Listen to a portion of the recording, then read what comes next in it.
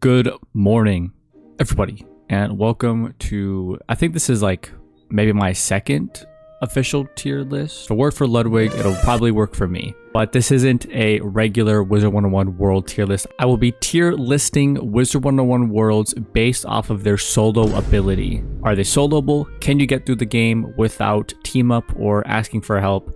This is the ultimate guide, in my opinion, to if these worlds are soloable or not. So what are the conditions that I'm ranking these worlds on? Honestly, just from my own experience, I would say that I solo most of the game. I try to solo as much as I can.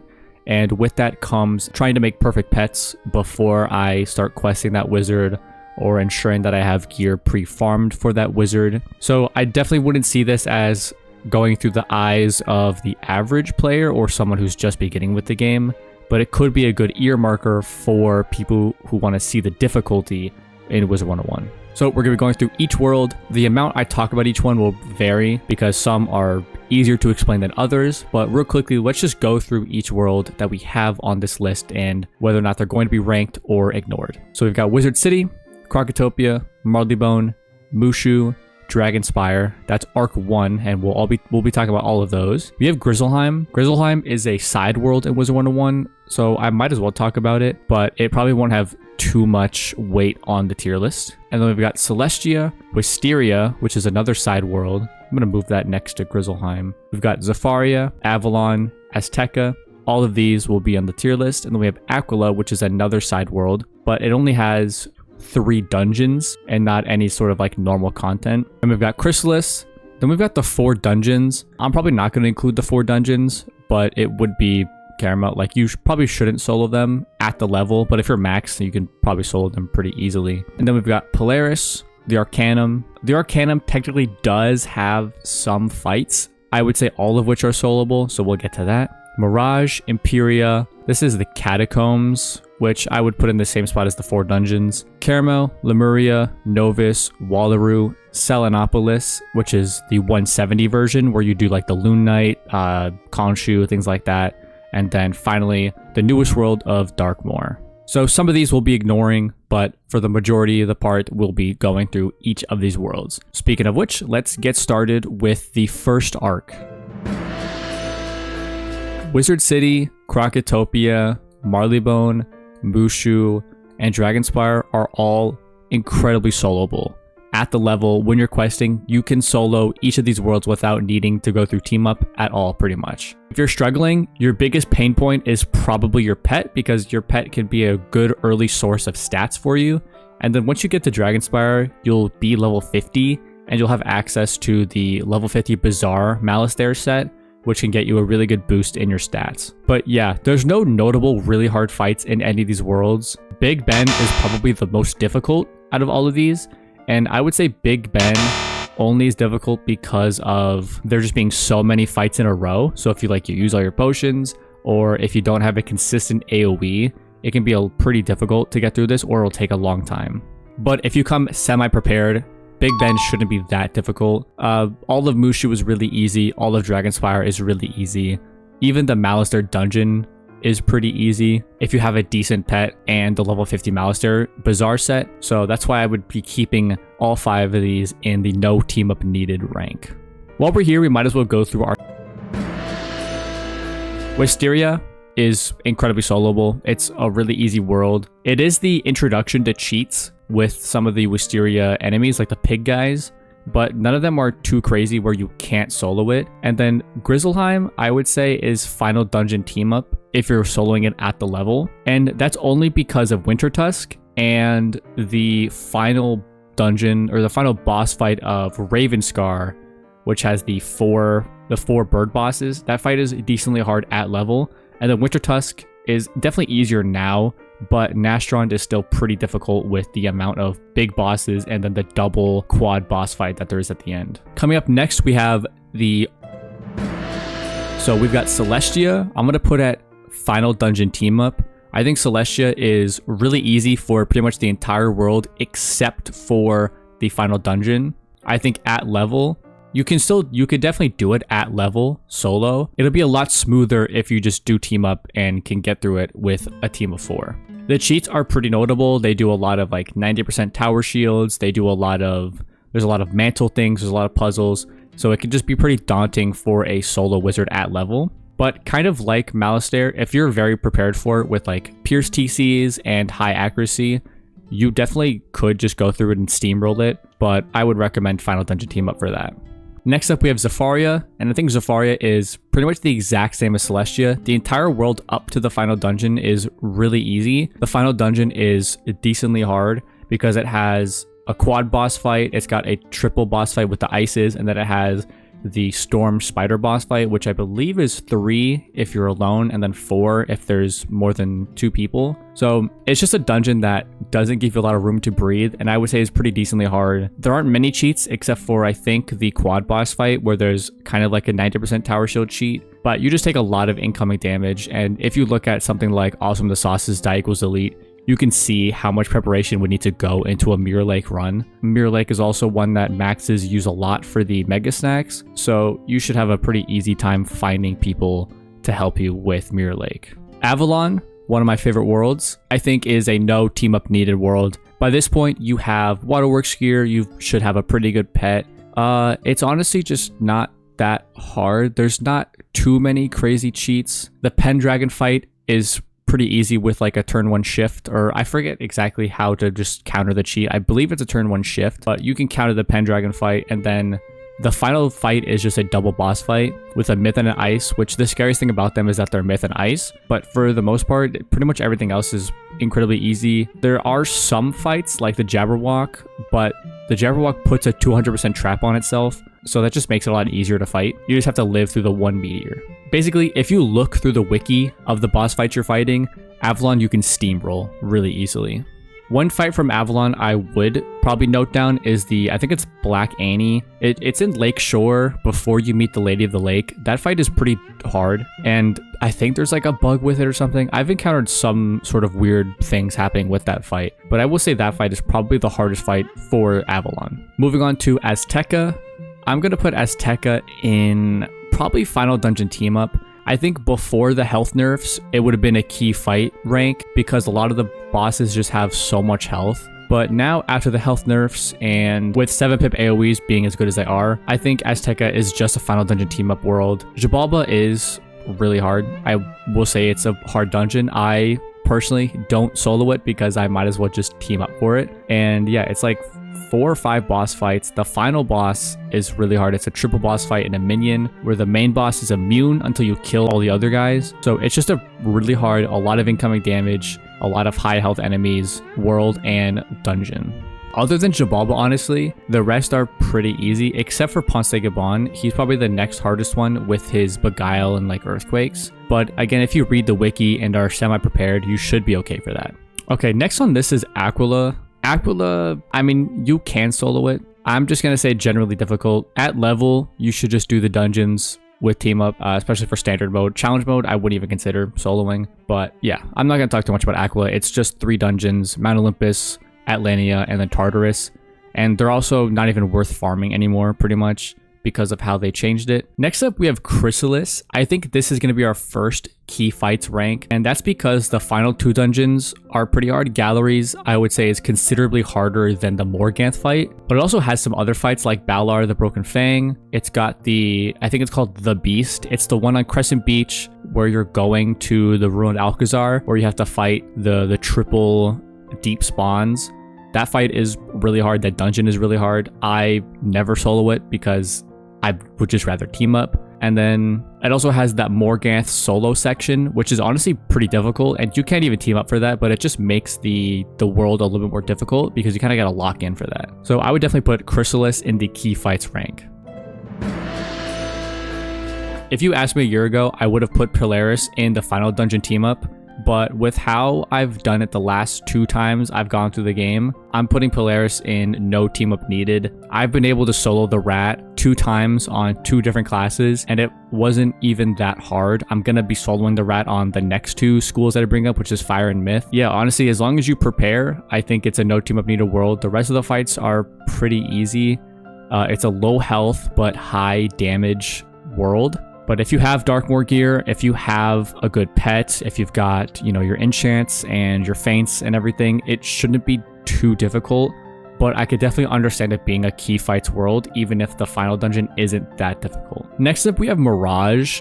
I'm honestly going to put Mirage in our first real, generally difficult world, because it's got the Sands of Time are all generally difficult, but Grandfather Spider is probably the most difficult out of them. The Scorpion fight is also pretty difficult in Agrabah when you fight him the second time. And overall, the bosses have a lot more. They have more health, they've got more damage, they've got more intense cheats, and there are more of them. Next up, we have Empyrea, and this includes part 1 and 2. I would say part 1 is no team up needed. Empyrea part 1, I've soloed completely the last 3 times I've been through the game. Empyrea part 2, I've also soloed pretty much the entire thing. There's just one fight that I can't solo no matter how many times I try, no matter how many wizards I go through, and that's the Grimm Brothers. So I'm going to put Empyrea part 2 at key fights. The Storm Titan is really easy. The Grimm Brothers is really difficult, and the other Elemental Grove and the Spiritual Grove, whatever those fights are before Storm Titan in the Husk, those fights are also just pretty hard. And then there are a couple other hard fights throughout the world sprinkled in there that I think would be for the key fights category. Like Dr. Demented is pretty difficult. The cat one that has the question mark for health with the shield and everything. Like, if you're not prepared for that fight, it can be really difficult. And even if you are prepared, things can still go wrong and you can still take a lot of damage. So I think key fights is a good rank for Empyrea part 1 and 2. But part 1 is for sure no team up needed. You can steamroll through that really easily, including the Medulla fight. Next up, we have... You can see on here, the left side, Karamelle is the only named rank. And that's because I hate Karamelle with a passion. It might be my least favorite world. Karamelle, I would say, has 3 main skill gates, and that is the Bulldozer, that is Judge Veg, and that is the King's Court, Trash, Booger, whatever those guys are, that fight. 2 of those 3 are duelable solo, albeit very hard, and you need to prepare a lot for it. That is the Bulldozer, and that is the Trash, the King's Court. I'm just going to call it King's Court. You know the one if you played through Karamelle. The King's Court fight. Bulldozer is the easiest of the 3. It's just that the cheats are really wonky. They're sometimes really buggy. And I generally just have a really bad time when I'm doing Karamelle and when I get to Bulldozer and when I get to Judge Veg and when I get to King's Court. And then when it comes to King's Court, it's impossible to solo unless you have the one piece of gear that lets you do it, which is the Alcampis Tyrannical Boots, which give a Guardian Spirit. And there are a couple other pieces that give Guardian Spirit, like the Green Warden Energetic Shroud gives Guardian Spirit, but you basically need Guardian Spirit if you want to solo that fight. And even then, it still took me like 5 tries to do it on my balance, as you can see in this video. But yeah, it's honestly awful. You might have noticed that there's one of those 3 that I haven't talked about yet, and that is Judge Veg. Now, Judge Veg, I think, is probably one of the worst designed bosses in the game, just period. And that's not even including the fact that it's bugged and completely broken right now and has been for the last couple of years. Would take just a long time and a lot of dedication to solo that fight. I tried soloing it on my ice by buying henchmen so that he could target the henchmen to make them into the little vegetable thing so that I could just do the fight normally. But even after 5 tries, he never once made them the vegetable. He just made me the vegetable every single time. Add on the fact that you just never get unpolymorphed because of how it's bugged. I think Karamelle is the worst world. I think it's the least soloable world. And that's not even talking about the final fight. The final dungeon fight is also probably one of the hardest fights in the game at level, just because of how ridiculous it is. It limits your hand size, you have to go through waves of enemies, and it's just a really, really difficult fight.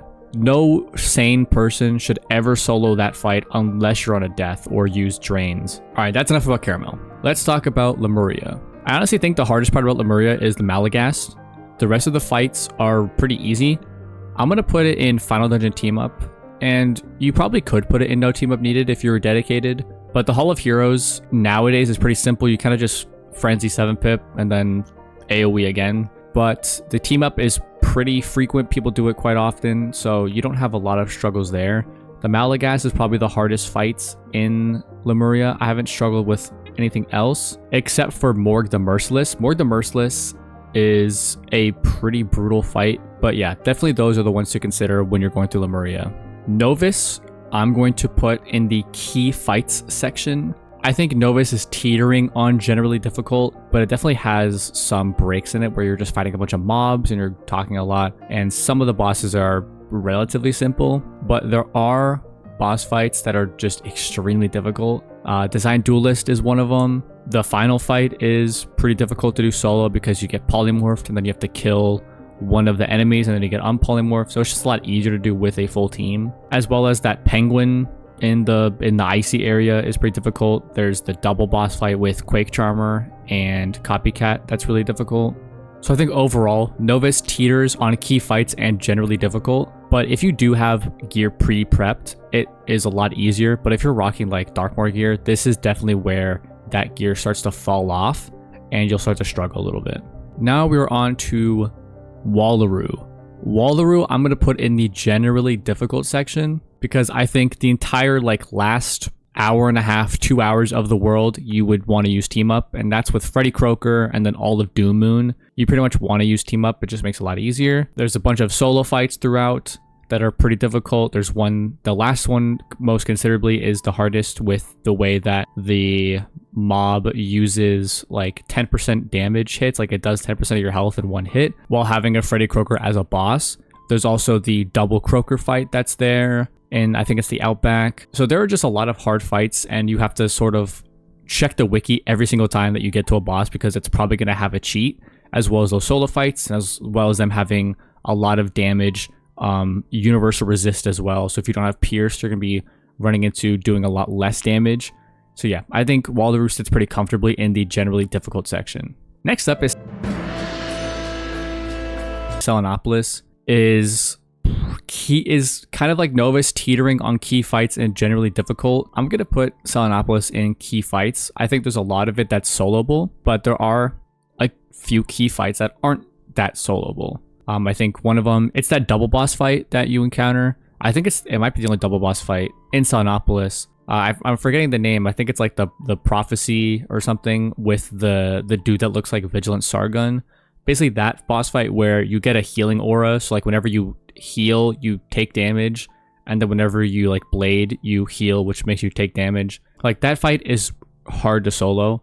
I think that Loon Knight is pretty hard to solo. Khonshu is relatively simple. It just takes a long time to solo it. The Mean Tree or the Taking Tree, that one is also pretty hard to solo.